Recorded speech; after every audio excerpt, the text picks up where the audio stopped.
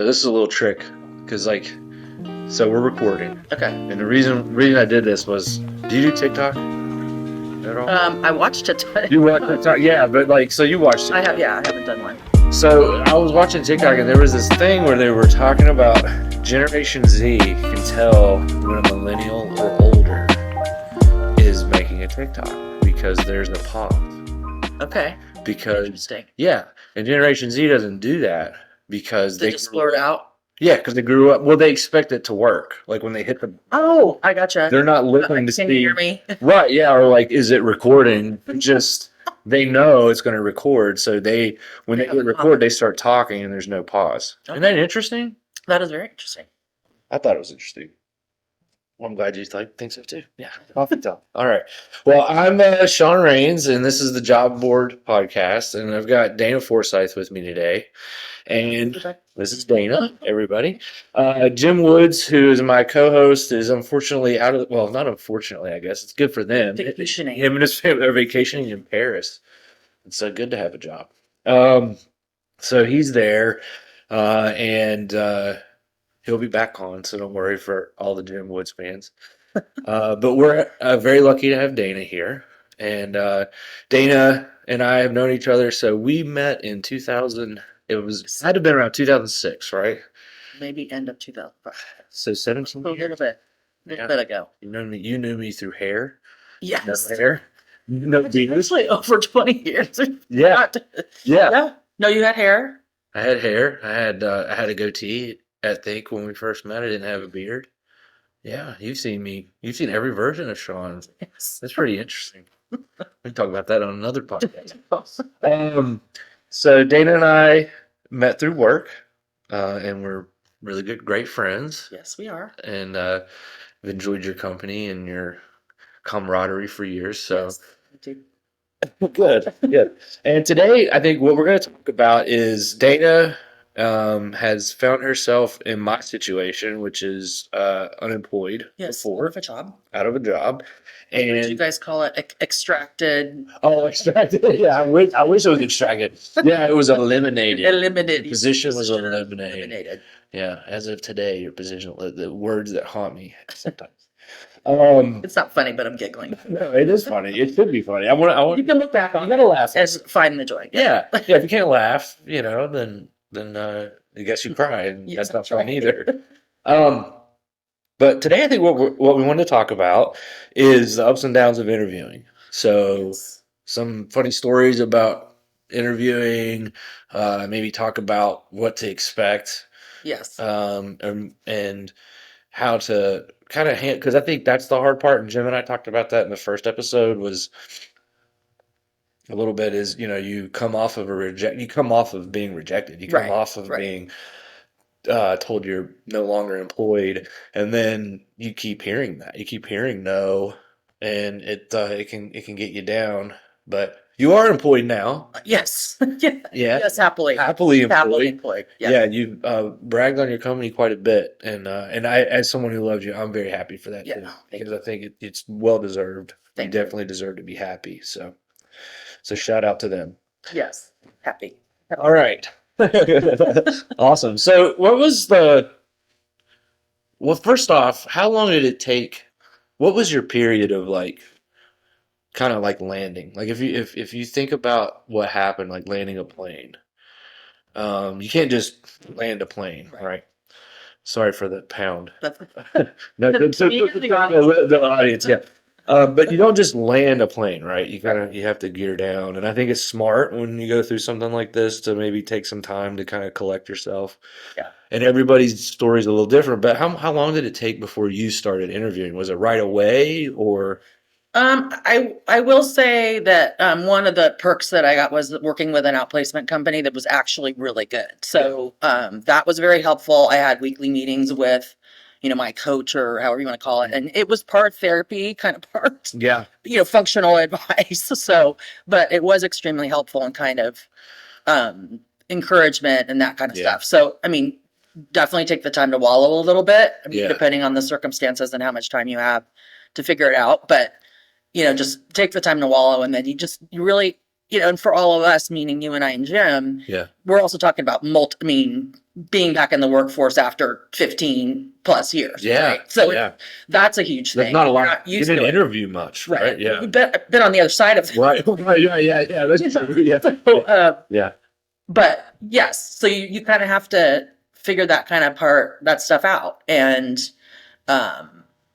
but it always made me feel better to find something that was, a job that really seemed to fit me kind of just from the Yeah. job description. I mean, you can't tell everything. So finding that kind of stuff earlier on was very helpful. And it was interesting because this was during COVID and it was the first part of COVID. So it was an additional weird Yeah. time because everybody else in the world, a lot of other people having the same Yeah. heartburn and dealing with a similar situation.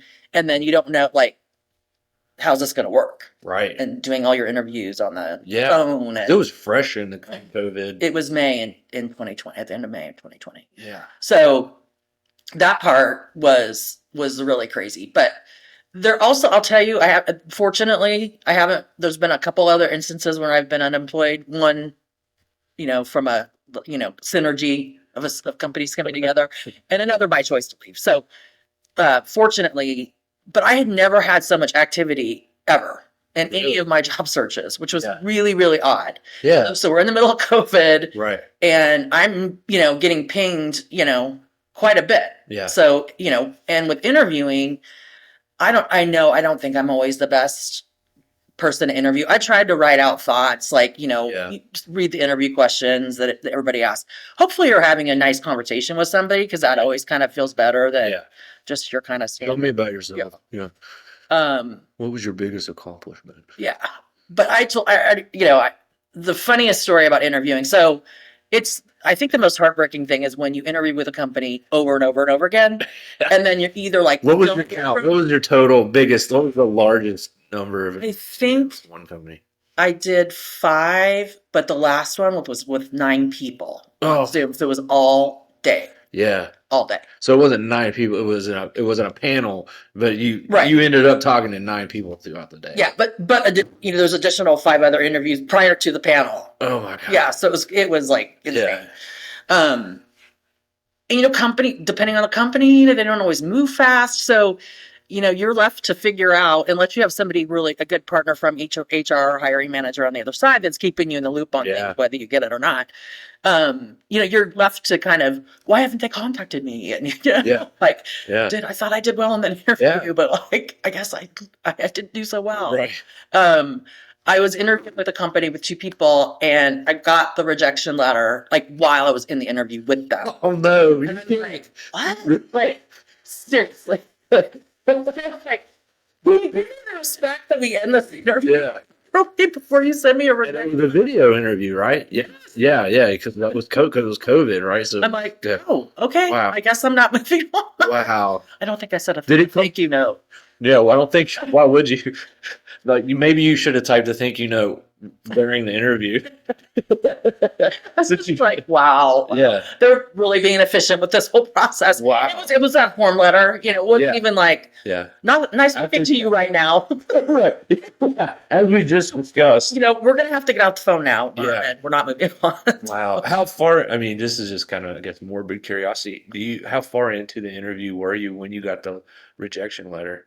I'd say like at least halfway in. Oh my God. That's all I could kind of remember. I guess it'd been worse. I don't know. I don't know what would have been worse. Yeah. I don't think companies think about it. No. I mean, when you and I were on this other side Mhm. of it, when we were doing the interviewing, I know you were really good about pushing the company, but like, we got to get back in touch with these people. Yeah. Like you've always, that's one of the things I very much admire about you and respect about you. And I think it's why we're such good friends is you really did care about whether they were on your team or going to be on your team. You cared about that person. Yeah. Well, I think anybody that sits on the other side of that Yeah. totally gets that. I mean, Yeah. I don't thank you for the compliment, but I think Yeah. like if you remember, like, yeah, you were in this situation too. And I remember it came down to a final with somebody, everybody liked this person except for our boss at the time. Yeah. And I was just devastated because I really, everyone, Because you kind of build a relationship with them. yes. And If you're good. yes. Yes. I don't know how good of an interviewer I am. I think there's, You're good. okay. I think I more like to talk to people than kind of get to the, get to the Well, nuts I and mean, bolts let's. bottom with of things. But maybe Yeah. it's because, you're going to have relationships with this Yeah. person at work, and you want it to fit with the culture and with the group of people and all that kind of stuff. So Well, you can't teach somebody like you can't teach somebody some of those soft skills. I mean, you and I used to talk about it, like you can teach somebody how to use the processes of whatever company. You can teach somebody to fill out whatever forms you're supposed to fill out. You can teach them, when they need to be there and what the travel looks like. But like if they're kind of a jerk, you really can't. You can't, right? I mean, you just can't.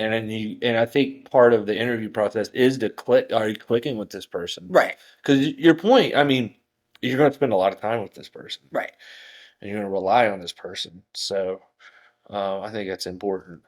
Well, and if it's not about just getting the job, it's finding that next groove that's going to be a good Right. situation all the way around. So I felt fortunate in my situation to kind of find that. Yeah. But no, yeah, it was six months and a week 6 months in a and week. 1 week. Wow.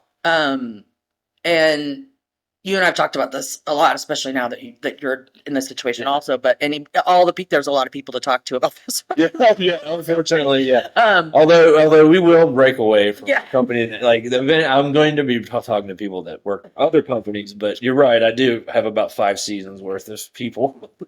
yeah. Interesting people, but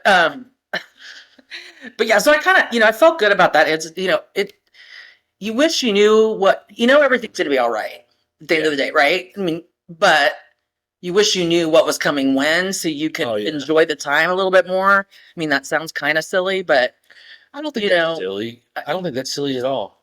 I've shared that with a lot of people. That Yeah. was an insight that I've taken from you that I thought was like it was brilliant. I know I'm kind of kissing your butt right now, but like me. But it deserves it. So I think though it's a really good insight, right? Is you can't like I think that's some advice that everybody's given me, and I thought your insight on that was really good for me to hear because you're already kind of down, you're kind of beating yourself up like what could I have done differently, even though there was nothing that either one of us could have done Right. differently, Right. but like what could have I done differently? And then you're like, well, why am I not finding a job? And then you have people say, well, you should enjoy this time. This is time for you to find yourself and blah blah blah. And you're like, anxiety. yeah, well, that's great. I got bills to pay, Right. Where- That reality. right. Or I want to feel like I'm of value. And Yeah. and it's really, I thought it was really, it's like if there was, I think your exact quote was when we were having happy hour. I think it was, if I knew when it ended, I could enjoy it. Yeah. And it's like when you're working, you enjoy vacation because well, this is a week. I have a week. Right. When it's this time in your life, you don't know. Right. Well, and if there's an upside Yeah. to think about, I'm not saying this is where my headspace was at. So don't get me wrong. This is what I'm recommending people do. Yeah. Is there's not that many times in our life where we have any extended, we maybe have a 2-week vacation at work, Right. maybe. If you're lucky. Right. I mean, you'll have 2 weeks, but like in a solid block of time. Right. That's a solid block of time, Yeah. Yeah, that you're going to have to kind of reevaluate things and, there's ups and downs with it, but it's kind of an opportunity too, to, Yeah. For sure. take a little time. Absolutely. Absolutely. Try not to have anxiety about it. Right. And we have friends that would love to be in my situation, and I always warn them like it's not all doesn't feel that great. No. So all right, so And by the way, it was the time where I left the company was because I was moving back to California and I was engaged at the time or close to being engaged. And it was my choice, but it's still hard. yeah, Because you're still on you just add the additional emotion on it when I was in a small group, you were in a group. It doesn't matter really. Jim was in a large group that day, Yeah. but it doesn't really matter because you guys talked about it before. It feels very, very personal. oh, it does. Yeah, Even if somebody's just looking at the numbers and yeah, whatever the reasoning that you get targeted for that. It feels personal. So, On on the interview thing, do you feel like it was just did it feel just as personal to you when you were told after you've interviewed? I mean, minus the getting the letter during the yeah, interview, which yeah, that was that was a little different. That's crazy.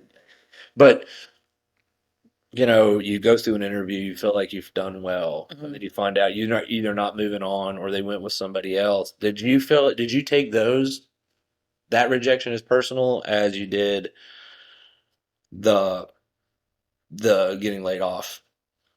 Maybe not as personal, but certainly a lot of thought. So the more interviews you have, you hope that they have the respect for you. There Right. becomes a certain point in time where it shouldn't be just a form letter that comes to you, Right. and if that person is really thoughtful, they should give you some constructive feedback. Yeah.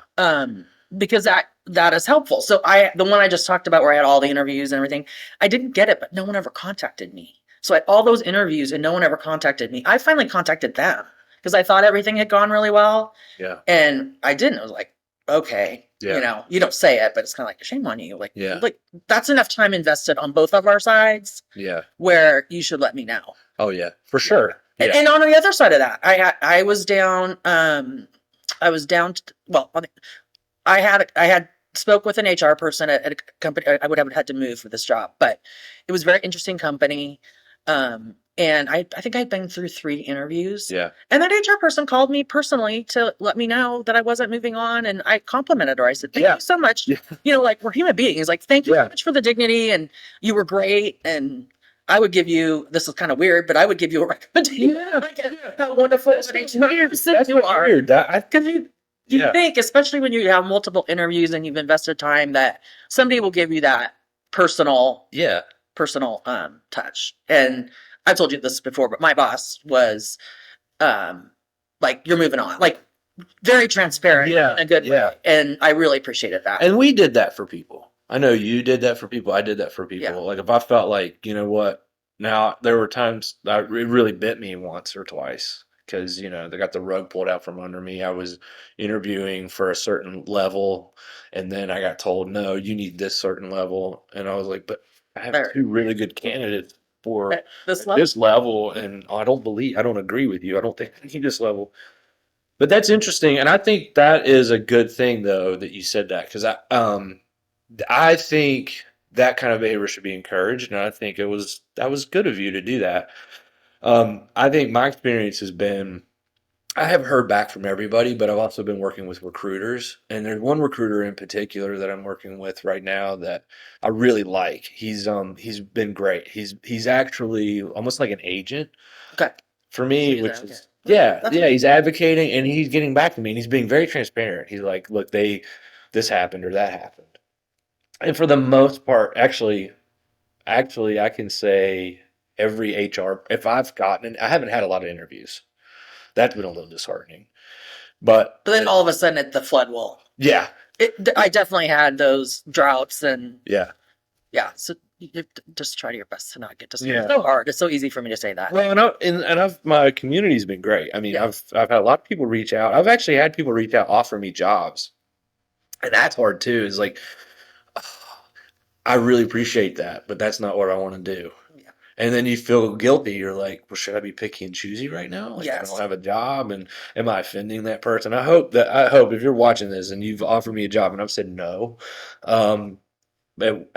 like, please, I hope you're not offended. If you are, please call me. We can talk about it because it was a very good off. It was very nice to be offered and to get Well, that. hopefully that helped, even if it wasn't the right opportunity, at least kind of give Yeah. you the energy. Oh, So, 100%. and that, hearing back, hey, you're going to have an interview, even if you only have one. Yeah. I mean, that stinks, but it's all practice. Yeah, it is. Somebody said that. Yeah. Wise friend was like, it's all practice. It's all practice interviewing and all that stuff. So just kind of embrace it that way. Yeah. Well, and I think, but I think the people I've dealt with in HR and even outside of HR, most of every company without exception, honestly, I've been very lucky. They've been great. I got disappointed once. I was hoping to get feedback because I'd made it pretty far in the interview process. They went with the other person. It was me and another person. They went with the other person, and there was an offer, like the hiring manager was willing to, according to the HR manager, talk to me about why they went the way they went. And I really wanted that feedback. And that conversation never happened. Probably legal shut that down. Maybe they were smaller, but that's a great point. I mean, It's amazing. Yeah, there's you have to be so careful about yeah, what you ask, what you. say. I think the ask is kind of ingrained, but Yeah. it's too bad. Shame on that, because what is the downside of hearing why would you come? You're not even hired yet. I don't know. Yeah, no, I'm with you on that. I think But that's I have a feeling that could be something. well, and I think the humanity in most corporate situations, the bigger the corporation too, the worse. I really think that they organizations, publicly traded organizations especially, suck the humanity out of the company. Doesn't have to be. It doesn't have to be that way. I completely agree with you. Yes, but our experience is yes. Yeah. Current company notwithstanding, because I think They're a public company, and there's certain realities of things. It's not all sunshine and rainbows all the time. But when you believe in the vision of the company, the senior management team, your team, and really are energized by that, and it's about lifting people up, and not tearing them down, and that's huge. Different. Yeah, it is different, and it's something that and it's something that I've loved about your story as your friend, as somebody that loves you. Yeah, is that you are at a place where you feel valued, because you should be. Yes, and respected, and I love that.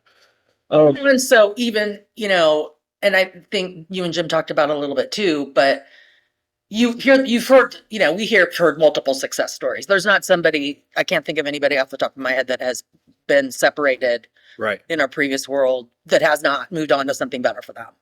Better for them, but like they're happier. They're happier, better job probably, but better mental state. Yeah. And, two of my good friends out in California that I've known forever. I mean, I think back, and they should have probably slapped me around a little bit, but within minutes, I would be talking about how tough things were at work and that kind of stuff. And it's just different now. And that's a good thing, because they're like, you should get out of the bad situations. Isn't worth it. It's not worth it. How many times have I uttered those words possibly to you? Yeah. Well, and the other thing is I think it's an individual thing too, right? Absolutely. Because there are people that are happy there. No, that's true. There are people that are happy there, and I think it's just different. We needed different things, and we expected different things, and I think it was because of, it was an interesting thing. Like the company, we were competitors, right? So before 2005, we were competitors, and they were smaller competitors. Yes, and our experiences were very different, and it was a lot more close knit. Wasn't probably all happy times. And then when we got together, there was some fun, and I thought early on it felt really good. Yeah. But the longer the more and more, it just was different than what we wanted or expected. Well, and I had only been employed a couple months before. That's true. 3 months before. Oh yeah. I didn't even know this was a bad thing. I mean, I remember being at a trade show. Everyone was looked like they're all weepy and everything, walking around. I was like, what's wrong? I got no idea. Right. So being a little clueless was pretty Yeah. good for that period of time, because everybody looked like their dog just died or something. Yeah. No, I remember. I was actually at that show, and I remember and it was a surprise that the whole thing, but. I totally agree with you, and that is something that a lot of people have said is the fit wasn't right. And you and I mean, when we worked together, we talked about that. Yeah. So I am hopeful. Got fingers crossed. I've got some stuff.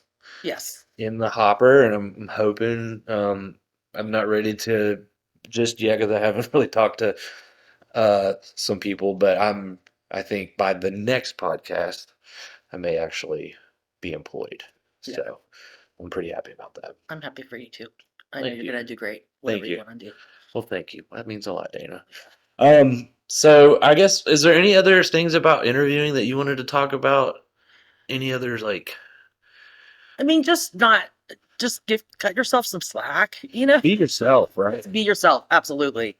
Because I think sometimes when you go, especially when you've been let go, you don't realize how much you have molded yourself into a situation or molded yourself into someone that you might not want to be, or that you're not as authentic. Yes. Or it's kind of, you just kind of been beaten down to be in that Yeah. situation or whatever. But, I tried to think a lot about, the projects that I loved working on, Mhm. the successes. I made sure that I had thoughtful, when something didn't go right and Yeah.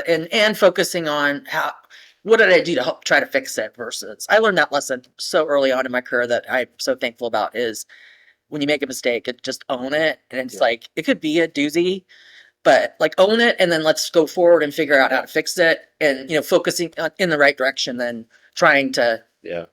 you know, Kind learn of from like what happened. it's kind of like what Ted Lasso said about Way before his time. right, yeah, right, yeah. Maybe they stole the idea from you, but it's kind of like his goldfish principle. Like, yeah, you made the mistake, learn from it, but don't dwell on it. Right.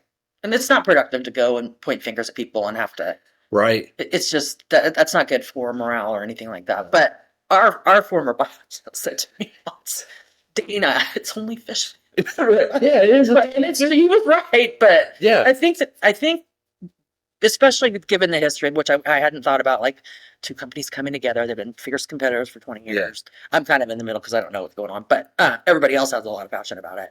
Moving that manufacturing to a different facility and that facility, not being the same anymore and all that kind of stuff. But you get emotionally attached. You should. And, yeah. Especially in marketing.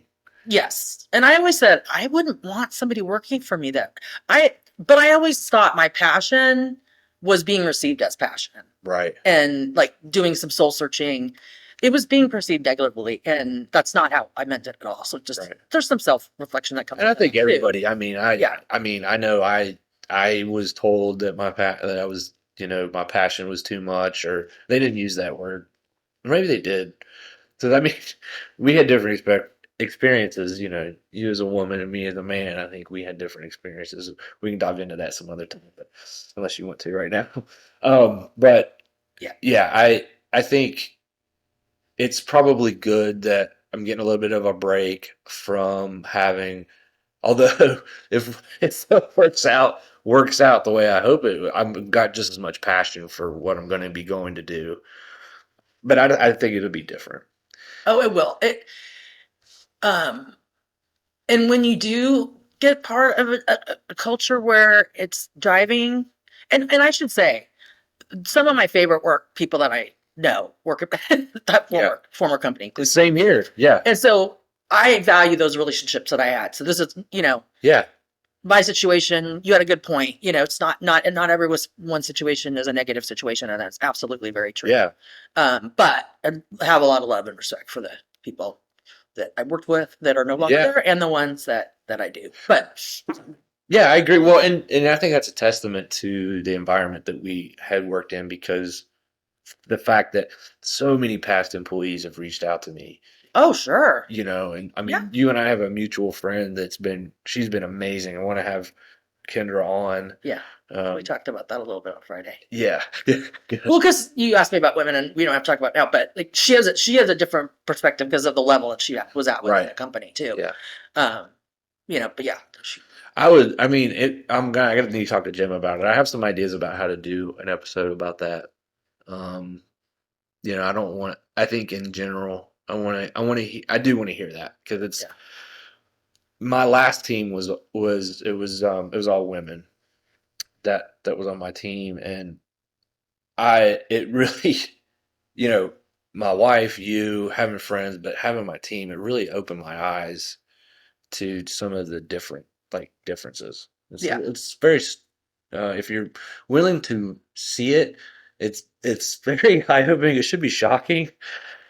Yes, I would say that. In the 90s. We talked, and unfortunately, I didn't have a situation that was so bad that I couldn't get out of it, or navigate it. So I'm very fortunate on that, but I mean, wholly inappropriate. I mean, Oh, yeah. several. But the like, fact that really- you had to, the fact that you had to navigate it right. is wrong. I mean, Right. think about all the energy you had to spend, mental energy and emotional labor. That's right. Oh my God. That's the best term ever. Yeah, emotional labor. I've hung on that. Yeah. That was great. Yeah. Yeah. All right. Well, I think, let's see. How much time have we got? Let's see. Okay. That's pretty good. All right. Well, Where'd we go end up? I think we're at, I can't see. It's 30 minutes. Okay.